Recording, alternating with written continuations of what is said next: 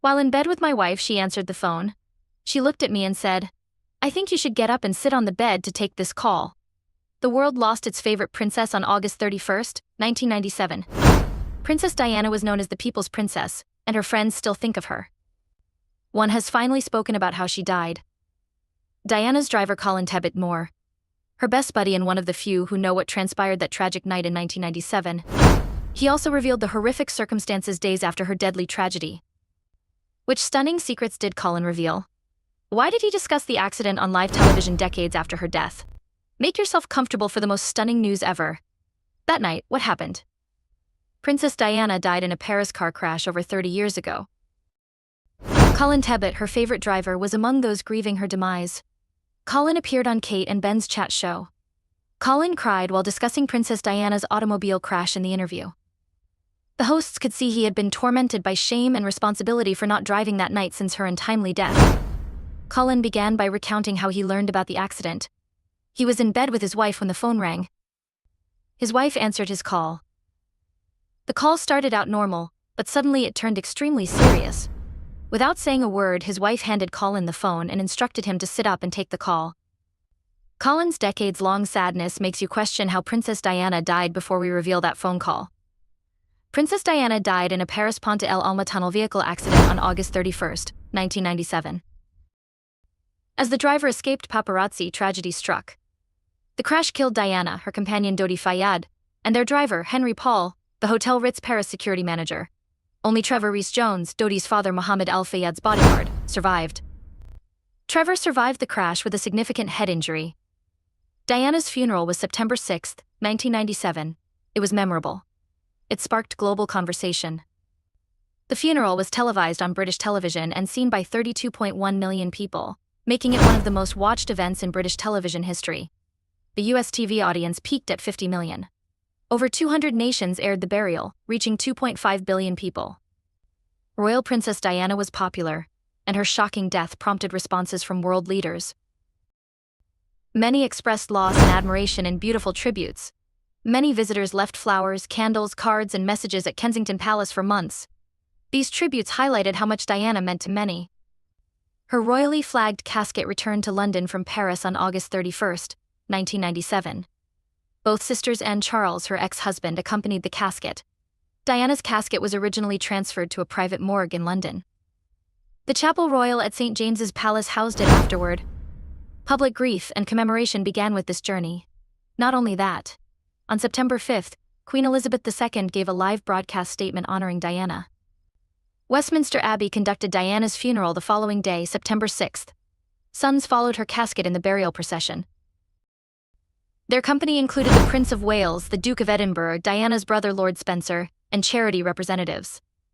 Lord Spencer said his sister had demonstrated in her final year that she didn't need a royal title to generate enchantment during the service. Elton John performed Candle in the Wind 1997, a Diana-themed version of his song. This was his sole live performance of this version. International proceeds of Diana's 1997 single supported her charity. Since Diana's death, many ideas regarding her accident have surfaced, some of which are unbelievable. British and French investigators confirmed Diana's death in a Paris vehicle crash as reported. French investigators believe Diana died in the collision in 1999. Judge Hervé Stephan, a French investigator, determined that the photographers were not near the Mercedes S280 when it crashed and were not guilty of manslaughter. In 2008, a British inquest jury found that Henry Paul, the driver, and the paparazzi trailing the car unlawfully killed Diana. The verdict also blamed seats not worn and the automobile hitting a Pont de l'Alma tunnel pillar for the deaths. The official Diana death tale has been disputed by many. The Daily Express was a vocal critic. An Egyptian billionaire, Mohammed Al-Fayed, lost his son Dodi, Diana's companion, in the disaster. Diana's butler Paul Burrell published a 1993 message in 2003. Diana allegedly wrote that her husband planned a vehicle accident to injure her head so he could remarry. Diana advised her solicitor, Lord Mishcon, of similar concerns in October 1995. She alleged trustworthy sources told her she and Camilla would be removed so Charles could marry Tiggy Leg Bourke. Until 2002, the Anglican Church forbade divorced people from remarrying. Operation Paget, a Metropolitan Police Special Inquiry Squad, investigated Diana's death conspiracy claims in 2004. Commissioner John Stevens oversaw this panel that investigated 175 Mohammed Alabama Fade conspiracy charges. Charles was a 2005 witness in the investigation. His ignorance of Diana's 1995 note made him wonder why she felt the way she did. In the inquest, Al Fade maintained that a conspiracy caused the tragedy. He was convinced his son Dodi and Diana were killed. Back to the call that left Colin stunned. Back in England, Balmoral colleague on the other end. Colin learned from this colleague that Princess Diana was injured in a car crash. Colin's colleague advised starting the TV to see what happened. Colin turned on the TV as instructed. The crash news on the screen was awful. What he saw shocked him profoundly. He hastily dressed and went to Kensington Palace. Colin drove to Kensington Palace with mixed emotions. The news shocked and upset him. In addition, he felt powerless because he could not undo what had happened. Colin realized the tragedy at Kensington Palace. Princess Diana's condition was worse than he expected, and he saw horrible things. As Colin recounted that night, the chat show interaction became increasingly emotional. He described his realization of Princess Diana's dire health. The events of that night had a profound impact on him, and his remorse and responsibility lingered for years. Colin was emotional during the interview. He recalled how discovering the accident at night turned a normal evening into a nightmare. The news on TV made him realize the gravity of the situation and rushed to Kensington Palace. Colin clearly struggled with not preventing the tragedy, as he said. Kate and Ben, the hosts, listened compassionately. To help Colin tell his experience, they asked soft questions. Colin was given a tough duty. He returned Princess Diana's body from Paris to England. This was a big duty that added to his emotional load. Even though anguish overpowered him, he had to stay strong and focused. Colin landed in Paris to chaos. The media craze was crazy. There were reporters and cameras everywhere trying to capture the awful narrative. The bustle and throng made it hard to maneuver. Media attention made everything harder. Colin's toughest moment was seeing Princess Diana's body in the morgue. The truth of her death hit him hard. He struggled to express the heartbreaking event. His pain and loss were great. He saw a dead woman, unlike the bright and kind lady he knew. Despite his strong emotions, Colin had to be calm. He had a duty to respect Princess Diana and wanted to do so well. Respect and love were shown by returning her body to England. The voyage was challenging, but he had to do it. Colin had several issues arranging Princess Diana's return. Logistics were difficult, and media pressure didn't help. Colin worked with respect and care despite the challenges. Colin had support during this procedure. Many individuals liked and admired Princess Diana and helped in any way they could. In a difficult moment, this group and shared pain gave a tiny comfort. The worst part was returning to England. Colin carried Princess Diana's body, feeling the obligation. After arriving in England, Princess Diana's death became increasingly apparent. Colin's mission continued despite the nation's grieving. Princess Diana's parting required many preparations. He worked tirelessly to treat everything with respect and care.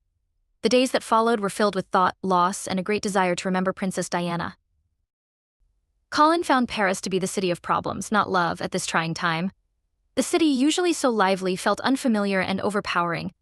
Language was Colin's first challenge.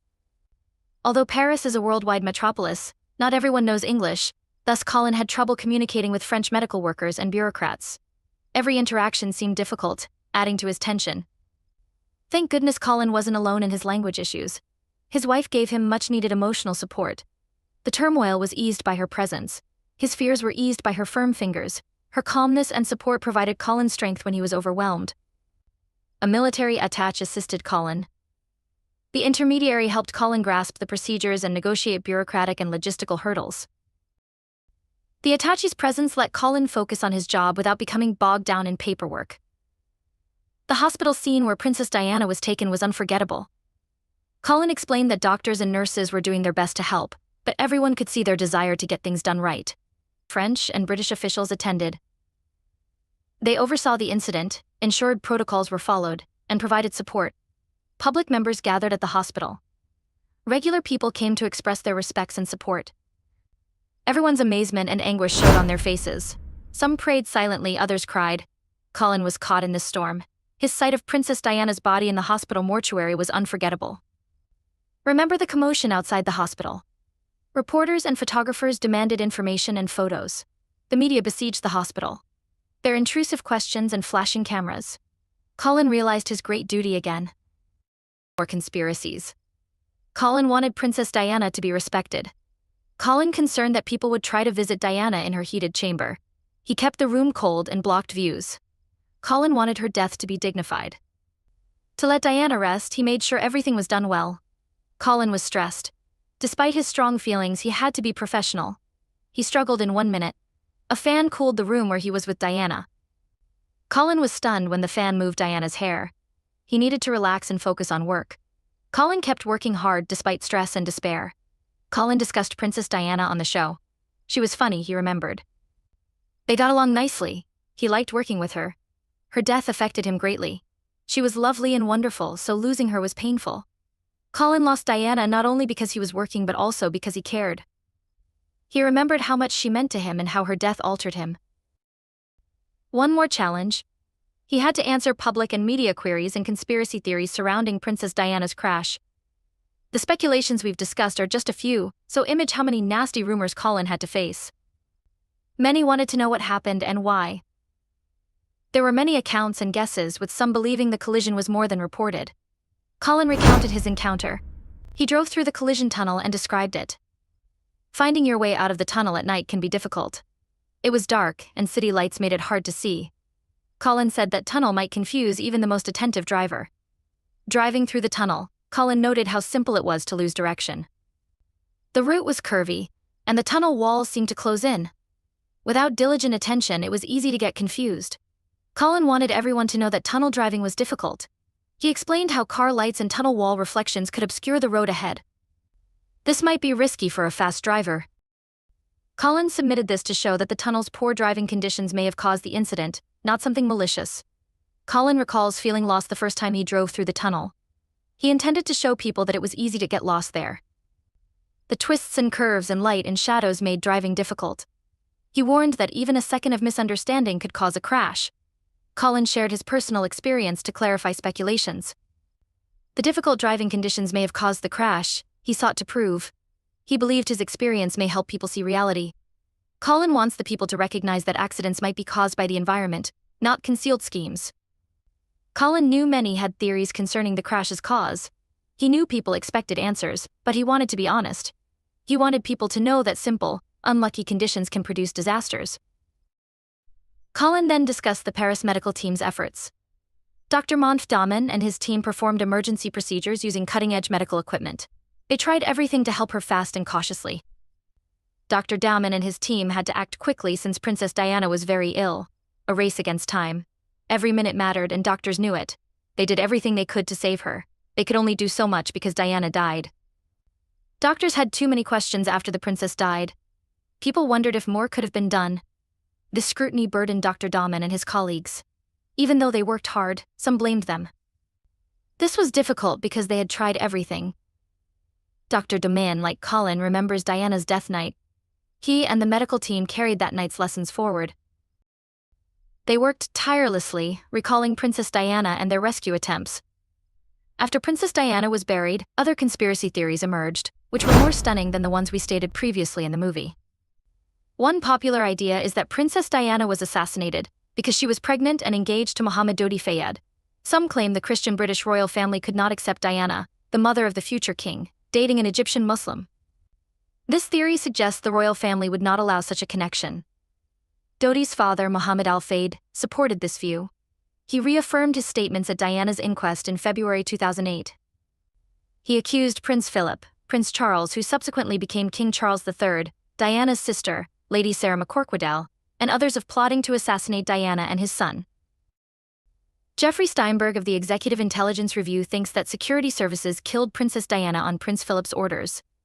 The heir, affiliated with Lyndon LaRouche in America, has supported planned murder. The Daily Telegraph covered heir conspiracies in 1998. The story also suggested heir Mohammed Al-Fayed ties. In 1999, writer Frances Ween said that Al-Fayd's spokeswoman had instructed journalists to interview Steinberg about these views. These beliefs fuel Princess Diana's death disputes. Some suspect more to the terrible catastrophe despite official investigations, citing Al-Fayed and others' assertions and links. The public has diverse feelings about these notions.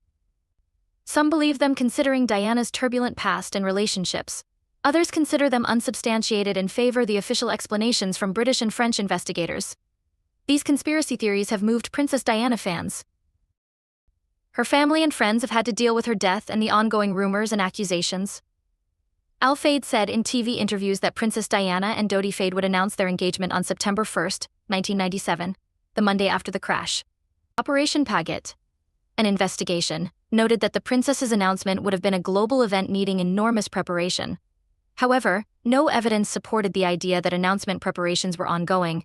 CCTV evidence shown at the inquest revealed Dodi left Rapace Jewelers on August 30th with a catalog, disputing his engagement ring purchase.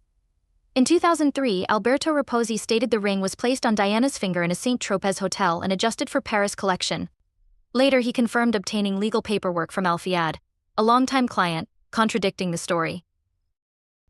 Monte Carlo selected the ring, according to Al Fayed, and Dodi collected it in Paris the day before their deaths after changes. This contradicted evidence from a store worker and CCTV footage of a Ritz hotel administrator selecting a ring in Mohammed, Alabama, Fayed buying it posthumously. CCTV footage and witness accounts contradict Al Fayed's claims regarding the engagement and ring purchase. These anomalies have cast doubt on Diana and Dodi's engagement plans. It continues. Yes, more. On August 30th, Diana asked her journalist friend Richard Kay what the Sunday papers could have in store for her a few hours before the disaster. However, Diana did not disclose any upcoming news during this conversation. Lady Sarah McCorquodale, Diana's older sister, recalls a Friday, August 29th phone chat with Diana, which may have been more significant. Lady Sarah said Diana mentioned Dodi Fayed in a way that showed their relationship was struggling. In the week before Diana died, her butler Paul Burrell, friend Lady Annabel Goldsmith, and spiritual counselor Rita Rogers recalled talks with her. They all agreed that Diana was adamant about not getting engaged or married at that time. These stories imply Diana was not considering an engagement or marriage in the days before the catastrophe, according to certain ideas. Diana's pre-crash conversations with friends and family reveal her mood and thoughts toward Dodi Fayed. She had reservations about Dodi to her sister, but no engagement preparations were made. Diana's close friends' consistent evidence further reveals her opposition to marriage or engagement at that time. Years later, there was significant evidence disproving the pregnancy notion. Former coroner of the Queen's household John Burton told The Times in January 2004 that he had participated in Princess Diana's post-mortem at Fulham Mortuary. Burton personally examined her womb and found no pregnancy at the time of her death. Robert Chapman, who performed Diana's post-mortem, confirmed Burton's conclusions that her womb and ovaries were pregnancy-free. To investigate Mohammed, Alabama Fayed's claims, Operation Paget tested pre-transfusion blood found in Princess Diana's Mercedes seat footwell. These tests looked for the pregnancy hormone HCG, however the blood samples showed no HCG, disproving Diana's pregnancy at the crash. In addition to scientific investigation, Operation Paget interviewed many Diana friends who had been in regular communication with her in the weeks before her death.